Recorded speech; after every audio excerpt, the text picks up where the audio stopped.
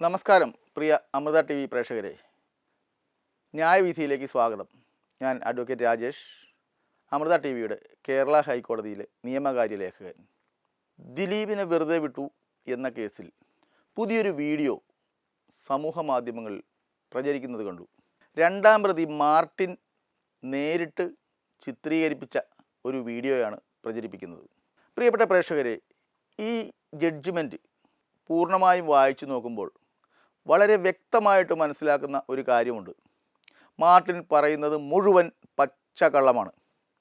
കാരണം ശാസ്ത്രീയമായിട്ടും CCTV ദൃശ്യങ്ങളിലൂടെയും mobile call റെക്കോർഡുകളിലൂടെയും ഈ പ്രതികൾ തമ്മിലുള്ള ഗൂഢാലോചനയും അതിൽ പൾസർ സുനി എന്ന ഒന്നാം പ്രതിക്കും രണ്ടാം പ്രതി മാർട്ടിനും തമ്മിലുള്ള മുൻപരിചയവും ഇക്കാര്യങ്ങളെല്ലാം പൂർണ്ണമായും തെളിവുകളുടെ അടിസ്ഥാനത്തിൽ, അതായത് DNA ടെസ്റ്റ് വരെ നടത്തിയുള്ള തെളിവുകളുടെ അടിസ്ഥാനത്തിൽ കോടതിയിൽ തെളിഞ്ഞതുകൊണ്ടാണ് 1 മുതൽ 6 വരെ പ്രതികൾക്ക് കോടതി ശിക്ഷ നൽകിയത്.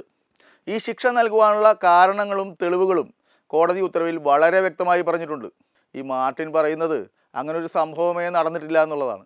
മുഴുവൻ തെറ്റാണ്. കാരണം അങ്ങനെ ഒരു സംഭവം നടന്നതായും ഈ സംഭവത്തിൽ അതിജീവിതയ്ക്ക് നേരിട്ട ദാരുണമായ ആക്രമണവും സമാനതകളില്ലാത്ത ആക്രമണം തന്നെ പറയേണ്ടി വരും. ഒരു സ്ത്രീക്ക് ഒരിക്കലും സഹിക്കാൻ പറ്റാത്ത രീതിയിലുള്ള വലിയ ആക്രമണം, ഇതിൻ്റെ എല്ലാം തെളിവുകൾ വ്യക്തമായി കോടതിയിൽ എസ്റ്റാബ്ലിഷ് ചെയ്തിട്ടുണ്ട്. ഇതെല്ലാം ഉത്തരവിലുണ്ട്.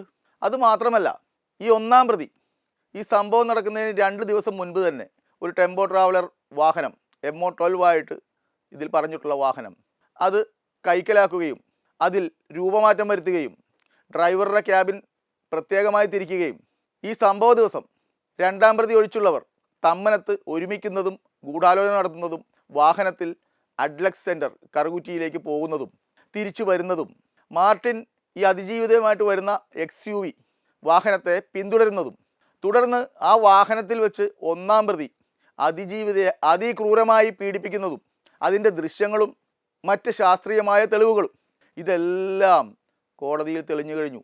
അപ്പോൾ അന്ന് അങ്ങനെ ഒരു സംഭവമേ നടന്നിട്ടില്ല എന്ന് പറഞ്ഞ് മാർട്ടിൻ ഒരു വീഡിയോ ഇറക്കിയാൽ അത് പച്ചക്കള്ളമല്ലേ? ആ വീഡിയോയ്ക്ക് വളരെയധികം പ്രചാരം ലഭിക്കുന്നുണ്ട്. അതുകൊണ്ടാണ് പ്രത്യേകമായി ഇത് പറയാൻ വീണ്ടും ഈ വിഷയവുമായി ഞാൻ നിങ്ങളുടെ മുന്നിൽ വന്നത്. സാധാരണഗതിയിൽ ഒരു റേപ്പ് നടന്നു കഴിഞ്ഞാൽ അതിൽ നിന്ന് സയൻറ്റിഫിക്കായിട്ട് കണ്ടെത്താവുന്ന എല്ലാ തെളിവുകളും ഞാൻ കൂടുതൽ വിശദമായിട്ട് പറയുന്നില്ല. കാരണം ഒരു സ്ത്രീ അതിക്രൂരമായി പീഡിപ്പിക്കപ്പെട്ട വിഷയമാണ്. അതുകൊണ്ട് തന്നെ അതിൻ്റെ സയൻറ്റിഫിക്കായിട്ടുള്ള കാര്യങ്ങൾ മുഴുവനായി ഞാൻ പറയുന്നില്ല. എങ്കിലും അങ്ങനെ ഉണ്ടാകാവുന്ന ഫോറൻസിക് വിദഗ്ധർക്ക് കണ്ടെടുക്കാവുന്ന മെഡിക്കൽ ആൻഡ് സയൻറ്റിഫിക് എല്ലാ തെളിവുകളും 1 മുതൽ 6 വരെ പ്രതികൾക്കെതിരാണ്. ഈ തെളിവുകളെല്ലാം പരിശോധിച്ച് വളരെ സ്പഷ്ടമായി തന്നെ അക്കാര്യം ഉത്തരവിൽ രേഖപ്പെടുത്തിക്കൊണ്ടാണ് ഇവർക്കുള്ള ശിക്ഷ വിധിച്ചിട്ടുള്ളത്. ഇതിനിടെ 2 പ്രോസിക്യൂട്ടർമാർ കോടതിയെ കുറ്റം പറഞ്ഞ് രാജിവെച്ചു പോയി. എനിക്കിത് വായിച്ചിട്ട് മനസ്സിലാകുന്നത് ഈ അന്വേഷണ സംഘം യഥാർത്ഥ പ്രതികളെ ഭംഗിയായി തന്നെ അന്വേഷണം നടത്തി കുരുക്കുകയും തുടർന്ന് ദിലീപിൻ്റെ പുറകെ പോവുകയും ചെയ്തപ്പോൾ ഈ കേസ് ഇത്രയും പ്രമാദമായ കേസിൽ തിരിച്ചടി ഭയന്നായിരിക്കണം പ്രോസിക്യൂട്ടർമാർ രാജിവെച്ചത്. ഇതിനിടെ വനിതാ ജഡ്ജിയെ വേണമെന്ന് പറഞ്ഞ് ഈ അതിജീവിത തന്നെയാണ് കോടതിയെ സമീപിച്ചത്. അത് കോടതി അനുവദിച്ചു. ഇൻ ക്യാമറ പ്രൊസീഡിങ്സ് വേണമെന്ന് പറഞ്ഞ് അതും അതിജീവിത തന്നെയാണ് കോടതിയെ സമീപിച്ചത് ആദ്യ സമയത്ത്. അതും കോടതി അനുവദിച്ചു. അങ്ങനെ ഒരു കോടതിയിൽ അല്ലെങ്കിൽ ഹൈക്കോടതിയിലൊക്കെ അപേക്ഷ നൽകി ഒരു അനുവാദം വാങ്ങി ഒരു വുമൺ ജഡ്ജിനെ നിയമിച്ച ശേഷം പിന്നീട് അതേ അതിജീവിത തന്നെ എനിക്ക് ആ ജഡ്ജി വേണ്ട എന്ന് പറഞ്ഞ് സുപ്രീം കോടതി വരെ പോയാലും കോടതിക്ക് മറിച്ചൊരു ഉത്തരവ് നൽകാനാവില്ല. അതുകൊണ്ട് തന്നെയാണ് ഇതേ കോടതി ആദ്യം CBI സ്പെഷ്യൽ കോടതിയായിരുന്നു. അതിനുശേഷം പ്രമോഷൻ കിട്ടി പ്രിൻസിപ്പൽ ജഡ്ജി ആയപ്പോൾ ഈ കേസ് CBI കോടതി നിന്ന് തിരിച്ചിങ്ങോട്ട് മാറ്റി. എന്നിട്ട് ഇതേ ജഡ്ജി തന്നെ ഈ കേസ് പരിഗണിച്ചത്. അത് അതിജീവിതയുടെ അപേക്ഷ പ്രകാരം ആദ്യം കോടതി അനുവദിച്ചു കഴിഞ്ഞു. പിന്നീട് അത് വേണ്ട, ആവശ്യം പോലെ മാറ്റണം എന്ന് പറഞ്ഞാൽ അത് കോടതികൾക്ക് അനുവദിക്കാനാവില്ല. അതുകൊണ്ടാണ് സുപ്രീം കോടതി വരെ പോയിട്ടും ഈ ജഡ്ജി തന്നെ ഇത് കേട്ടാൽ മതി എന്ന് കോടതി തീരുമാനിച്ചത്. ഇതിനെക്കുറിച്ചൊക്കെ വളരെ വികലമായ ചർച്ചകളാണ് പുറത്ത് പല മാധ്യമങ്ങളിലൂടെയും കാണുന്നത്. അതുകൊണ്ടാണ് കോടതിയുടെ ഭാഗത്തുനിന്ന് വിശദമായി ഈ കാര്യം നിങ്ങളോട് സംവദിക്കാൻ വന്നത്. ഏതായാലും 2 പ്രോസിക്യൂട്ടർമാർ രാജിവെച്ചെടുത്ത് അഡ്വക്കേറ്റ് V. അജകുമാർ ധൈര്യത്തോടുകൂടി ഈ കേസ് ഏറ്റെടുത്ത് ഒന്നിനെയും ഭയക്കാതെ ഈ കേസ് നടത്തി യഥാർത്ഥ പ്രതികൾക്ക് ശിക്ഷ വാങ്ങിക്കൊടുത്തതിൽ അദ്ദേഹത്തിന് അഭിനന്ദനങ്ങൾ. അതിജീവിതയ്ക്ക് നീതി കിട്ടിയില്ല എന്ന് പരക്കെ ഒരു പ്രചാരണം നടക്കുന്നുണ്ട്. യഥാർത്ഥ പ്രതികൾ ശിക്ഷിക്കപ്പെട്ട് കഴിഞ്ഞു. ഇതിൻ്റെ മോട്ടീവ് എന്താണെന്ന് തെളിഞ്ഞിട്ടില്ല എന്നുള്ളതാണ് മറ്റൊരു വാദം. പൾസർ സുനിക്ക് മോട്ടീവ് ഇല്ലെങ്കിൽ അദ്ദേഹത്തെ അതിന് നിയോഗിച്ച ആരെങ്കിലും ഉണ്ടാകും. അത് ദിലീപ് അല്ലെന്നേ കോടതി പറഞ്ഞിട്ടുള്ളൂ. ഗൂഢാലോചന നടന്നിട്ടില്ലെന്നോ ആരെങ്കിലും കൊട്ടേഷൻ കൊടുത്തിട്ടില്ലെന്നോ കോടതി പറഞ്ഞിട്ടില്ല. പക്ഷേ പ്രോസിക്യൂഷൻ പരാജയം സംഭവിച്ചത് എവിടെയാണ്? ദിലീപിൻ്റെ കേസിൽ പ്രോസിക്യൂഷൻ ദിലീപിനെതിരെ ഉന്നയിച്ച ആരോപണങ്ങൾക്ക് നേരെ എതിരായിട്ടുള്ള മൊഴിയാണ് ബാലേന്ദ്രകുമാർ എന്ന വ്യക്തി കോടതിയിൽ വന്ന് നൽകിയത്. അദ്ദേഹം പറയുന്ന വേർഷൻ തന്നെ വേറെയാണ്. അത് വ്യക്തമായിട്ട് ഈ ജഡ്ജ്മെൻറ്റിൽ പറഞ്ഞിട്ടുണ്ട്. അദ്ദേഹം പറയുന്നത് ദിലീപിന് വേണ്ടി അദ്ദേഹം കേരളത്തിലെ മുൻ ചീഫ് ജസ്റ്റിസ് കൂടിയായിരുന്ന ഗവർണറെയും തമിഴ്നാട്ടിലെ മുഖ്യമന്ത്രി അഡീഷണൽ മുഖ്യമന്ത്രിയും എന്തിന് കേന്ദ്ര ആഭ്യന്തരമന്ത്രിയെ വരെ അദ്ദേഹം സ്വാധീനിക്കാൻ പോയി എന്നുള്ളതാണ്. പിന്നെ കുറേ ജഡ്ജിമാരുടെ പേരുമൊക്കെ പറയുന്നുണ്ട്. അതൊക്കെ ശുദ്ധ അസംബന്ധമാണ്. അതൊരു കോടതിയിൽ കൊടുക്കുന്ന മൊഴിയാണെന്ന് ആലോചിക്കണം. ആൾ ജീവിച്ചിരിപ്പില്ലെങ്കിലും ജീവിച്ചിരുന്നപ്പോൾ ചെയ്ത പാതകമാണ് ഞാൻ പറഞ്ഞത്. ഒരു നീതിന്യായ കോടതിയിൽ ചെന്നിട്ട് അതിനേക്കാൾ ഉയരത്തിലുള്ള കോടതിയെയും മറ്റ് സംവിധാനങ്ങളെയും സ്വാധീനിക്കാൻ ശ്രമിച്ചു എന്ന് മൊഴി കൊടുക്കുകയാണ്. പ്രോസിക്യൂഷൻ ദിലീപിനെതിരെ കൊണ്ടുവന്ന ആരോപണങ്ങൾക്ക് ഘടകവിരുദ്ധമായ മൊഴിയാണ് ഒരു പ്രോസിക്യൂഷൻ സാക്ഷി കൂടിയായ ബാലേന്ദ്രകുമാർ കോടതിയിൽ നൽകിയത്. ഇതെങ്ങനെ കോടതിക്ക് സ്വീകരിക്കാൻ പറ്റും? ഈ കാര്യങ്ങളൊന്നും പൂർണ്ണമായും ഒരു ചാനലിലും ചർച്ചയ്ക്ക് വരുന്നില്ല. ചില ചാനലിലെ ചർച്ചകൾ കാണുമ്പോൾ ജഡ്ജ്മെൻ്റൊക്കെ മാറ്റി വെച്ചേക്കാം, അതിപ്പോൾ സംസാരിക്കേണ്ട എന്നുള്ള രീതിയാണ്. ഈ ജഡ്ജ്മെൻറ്റിൽ വായിച്ചിട്ട് അതല്ലേ സംസാരിക്കേണ്ടത്? എങ്കിലല്ലേ ജനങ്ങൾക്ക് യഥാർത്ഥ കാര്യം മനസ്സിലാവുകയുള്ളൂ. അല്ലാതെ ദിലീപിനെ ശിക്ഷിച്ചില്ല എന്ന് മുറവിളി കൂട്ടുമ്പോൾ, അതിന് കോടതിയെ കുറ്റം പറയുമ്പോൾ, കോടതി എന്താണ് എഴുതിയിരിക്കുന്നതെന്നൊന്ന് വായിച്ച് നോക്കണ്ടേ? ഏതായാലും അതിജീവിതയ്ക്ക് നേരിട്ടത് അതിക്രൂരമായ പീഡനം തന്നെയാണ്. അതിൻ്റെ യഥാർത്ഥ കുറ്റവാളികൾ അല്ലെങ്കിൽ ഗൂഢാലോചനക്കാർ അല്ലെങ്കിൽ കൊട്ടേഷൻ നൽകിയവർ അവരാരാണെങ്കിലും പുറത്തു വരണമെന്ന് തന്നെയാണ് ഞാൻ പറയുന്നത്. അവർക്കെതിരെ ആരാണെന്ന് കണ്ടെത്താനുള്ള അന്വേഷണം ദിലീപിനെ മാറ്റി നിർത്തി. ദിലീപ് പ്രതിയല്ല എന്ന് കോടതി പറഞ്ഞല്ലോ, അദ്ദേഹത്തിനെതിരെ തെളിവില്ല എന്ന് പറഞ്ഞല്ലോ. യഥാർത്ഥത്തിലുള്ള പ്രതികളെ കണ്ടെത്താൻ എന്തുകൊണ്ട് അന്വേഷണ സംഘം ശ്രമിച്ചില്ല? ഞാനത് പറയാനൊരു പ്രത്യേക കാരണമുണ്ട്. കാരണം എന്താണെന്നല്ലേ, ഈ പൾസർ സുനി എന്ന പ്രതി എറണാകുളം കോടതിയിൽ വരുമ്പോൾ പലപ്പോഴും ഞാൻ അവിടെ വെച്ച് ഇദ്ദേഹത്തെ കണ്ടിട്ടുണ്ട്. ഇയാൾ വരുന്നത് വലിയ വില കൂടിയ കാറിലാണ്. ചിലപ്പോൾ ഇന്നോവ ആയിരിക്കും, ചിലപ്പോൾ ഫോർച്യൂണർ ആയിരിക്കും. പല വാഹനങ്ങളിൽ അദ്ദേഹം വരുന്നത് ഞാൻ കണ്ടിട്ടുണ്ട്. ഒരു സാധാരണ ഒരു കേസിലെ ഒരു പ്രതി അല്ലെങ്കിൽ ഒരു നൊട്ടോറിയസ് ക്രിമിനൽ കോടതിയിൽ വരുന്ന പോലെയൊന്നുമല്ല. ഏറ്റവും വില കൂടിയ ഷർട്ടും അതിനനുസരിച്ച് ആർഭാടം ഉള്ള ആഭരണങ്ങളും ഒക്കെ ഇട്ട് കണ്ടാൽ തന്നെ ഒരു വലിയ പണക്കാരൻ വരുന്നു എന്നുള്ള മട്ടിലാണ് ഇദ്ദേഹം കോടതിയിൽ വന്നിരുന്നത് ജാമ്യം ലഭിച്ചതിന് ശേഷം. എന്തായാലും ദിലീപ് അദ്ദേഹത്തിന് പണം കൊടുത്തിട്ടില്ല എന്നുള്ളതാണല്ലോ, 10,000 രൂപ കൊടുത്തെന്നാണല്ലോ ആരോപണം. 1.5 കോടി പറഞ്ഞു കൊടുത്തില്ല എന്നൊക്കെയാണല്ലോ. പിന്നീട് ഈ ജയിലിൽ നിന്നിറങ്ങിയിട്ട് ഇത്രയും ആർഭാട ജീവിതം നയിക്കാൻ ആരാണ് പൾസർ സുനിക്ക് പണം കൊടുത്തത്? ഇതെന്തുകൊണ്ട് അന്വേഷണ സംഘം അന്വേഷിച്ചില്ല? അല്ലെങ്കിൽ ആ ഭാഗം എന്തുകൊണ്ട് അന്വേഷണ സംഘം വിട്ടുകളഞ്ഞു?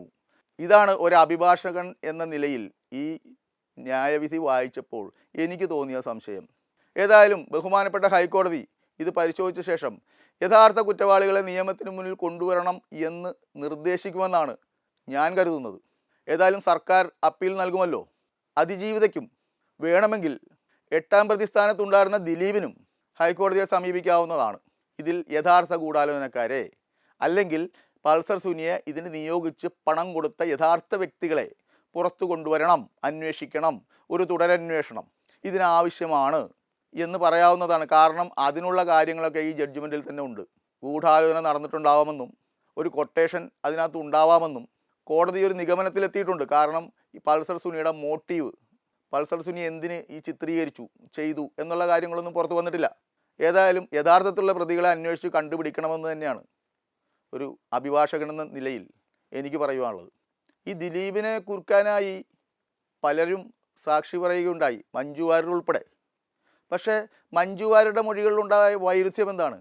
പോലീസ് എഴുതാത്ത മൊഴിയാണ് മഞ്ജു വാര്യർ കോടതിയിൽ പറഞ്ഞത്. പോലീസ് അല്ലെങ്കിൽ അന്വേഷണ സംഘം രേഖപ്പെടുത്തിയ 161 സ്റ്റേറ്റ്മെൻറ്റ്, ഈ സ്റ്റേറ്റ്മെൻറ്റിൽ പറഞ്ഞിട്ടുള്ള കാര്യങ്ങളാണ് അതേപോലെ കോടതിയിൽ പറയേണ്ടത്, എങ്കിലേ അത് തെളിവാകൂ. പക്ഷേ ഇവർ പറയുന്ന കാര്യങ്ങൾ അല്ലെങ്കിൽ പറഞ്ഞിട്ടുള്ള കാര്യങ്ങൾ, കോടതി രേഖപ്പെടുത്തിയ കാര്യങ്ങൾ പലതും പോലീസിൻ്റെ അന്വേഷണത്തിൽ പറയാത്ത കാര്യങ്ങളാണ്. പിന്നെ എങ്ങനെ അത് തെളിവായി എടുക്കാൻ സാധിക്കും? ഇതെല്ലാം കഴിഞ്ഞ് നീതി കിട്ടിയില്ല എന്ന് പോസ്റ്റ് ഇട്ടിട്ട് ഒരു കാര്യവുമില്ല. നീതി കിട്ടണമെങ്കിൽ യഥാർത്ഥത്തിലുള്ള വസ്തുത അത് സത്യം തന്നെയാണെങ്കിൽ അത് സത്യസന്ധമായി പോലീസിന് മൊഴി കൊടുത്തിട്ട് അതേ മൊഴി തന്നെ കോടതിയിൽ ആവർത്തിക്കണം. സത്യം ഒന്നേ ഉണ്ടാവുകയുള്ളൂ. അത് എപ്പോൾ പറഞ്ഞാലും ആ മൊഴിയിൽ തന്നെ നമുക്ക് ഉറച്ചു നിൽക്കാൻ സാധിക്കും. പക്ഷേ സത്യസന്ധമല്ലാത്ത കാര്യങ്ങളാണെങ്കിൽ പിന്നെ പറയുമ്പോൾ മാറിപ്പോവും. ഇതുകൊണ്ട് തന്നെയാണ് cross examination is the only way to find out the truth എന്ന് നിയമപുസ്തകത്തിൽ എഴുതി വച്ചിട്ടുള്ളത്. ഏതായാലും ദിലീപിൻ്റെ വക്കീലിൻ്റെ ചോദ്യങ്ങൾക്ക് മുന്നിൽ പതറിപ്പോയി. അതുകൊണ്ട് തന്നെ ഇവർ തമ്മിലുള്ള ഒരു വലിയ വൈരാഗ്യമോ അല്ലെങ്കിൽ ഇത്രയും കുറ്റകൃത്യം ചെയ്യുവാനുള്ള ഒരു മോട്ടീവോ അതിലുള്ളൊരു ഗൂഢാലോചനയോ ഒന്നും ഈ അതിജീവിതയ്ക്ക് അനുകൂലമായി സാക്ഷി പറഞ്ഞ സഹനടിമാർക്കൊന്നും കോടതിയിൽ എസ്റ്റാബ്ലിഷ് ചെയ്യാൻ സാധിച്ചില്ല. ഗൂഢാലോചന നടന്നുവെന്ന് പ്രോസിക്യൂഷൻ കൊണ്ടുവന്ന പല തെളിവുകളും കോടതിക്ക് ഒരിക്കലും അക്സെപ്റ്റ് ചെയ്യാൻ പറ്റാത്ത തെളിവുകളാണെന്ന് കോടതി തന്നെ കണ്ടെത്തിയിട്ടുണ്ട്. എൻ്റെ ബലമായ സംശയം ഇപ്പോഴും പൾസർ സുനിയെ സംരക്ഷിക്കുന്ന മറ്റാരോ ഉറപ്പായിട്ടുമുണ്ട്. അല്ലെങ്കിൽ അദ്ദേഹത്തിന് സുപ്രീം കോടതി വരെ കേസിന് പോകാനും ഈ ട്രയൽ ഫുള്ളായിട്ട് ഒരു വക്കീലിനെ വെച്ച് നടത്താനും കോടതി വരുമ്പോൾ ഇത്രയും ആർഭാടത്തോടു കൂടി വരാനും ആര് പണം നൽകി? ഇതിന് ഉത്തരം കണ്ടെത്തണ്ടേ? ഒരു മാധ്യമങ്ങളും ആ വഴി ചിന്തിക്കുന്നില്ല, റിപ്പോർട്ട് ചെയ്യുന്നില്ല. പക്ഷേ ചില മാധ്യമങ്ങളിൽ ആദ്യകാലത്ത് ഇദ്ദേഹം ജയിലിൽ നിന്ന് ഇറങ്ങിക്കഴിഞ്ഞപ്പോൾ ഈ തരത്തിലുള്ള വാർത്തകൾ വന്നിരുന്നു. അപ്പോഴെങ്കിലും അന്വേഷണ സംഘത്തിന് അതും കൂടി ഒന്ന് അന്വേഷിക്കാമായിരുന്നു. കാരണം ഈ കേസിൽ 2-3 പ്രാവശ്യം ഓരോരുത്തരും പുതിയ പുതിയ മൊഴി പറയുമ്പോൾ തുടരന്വേഷണത്തിനായി കോടതിയിൽ പരാതി നൽകി അല്ലെങ്കിൽ അപേക്ഷ നൽകി അന്വേഷണം റീഓപ്പൺ ചെയ്ത് കൂടുതൽ തെളിവുകൾ, ആദ്യം 350 സാക്ഷികളായിരുന്നത് പിന്നീട് 400 ചില്ലാൻ സാക്ഷികളായി, അത്രയും വർദ്ധിച്ചു. അപ്പോൾ ഇത്രയും സാക്ഷികളെ വിസ്തരിച്ച് ഇത്രയും തെളിവുകൾ ദിലീപിനെ കൂടി കൊടുക്കാൻ വേണ്ടി കോടതിയിൽ എത്തിച്ച അന്വേഷണ സംഘം എന്തുകൊണ്ട് പൾസർ സുനിക്ക് എവിടുന്നാണ് ഇത്രയും പണം ചിലവഴിക്കാൻ ഉണ്ടായതെന്ന് എന്തുകൊണ്ട് അന്വേഷിച്ചില്ല? ഇതൊരു വലിയ ചോദ്യമാണ്. ബഹുമാനപ്പെട്ട ഹൈക്കോടതിയെങ്കിലും ഇക്കാര്യത്തിൽ ഒരു തീരുമാനമുണ്ടാക്കുമെന്ന് പ്രതീക്ഷിച്ചുകൊണ്ട് നിർത്തട്ടെ. വീണ്ടും ഒരു വീഡിയോയുമായി ഇനിയും വരാം. നമസ്കാരം.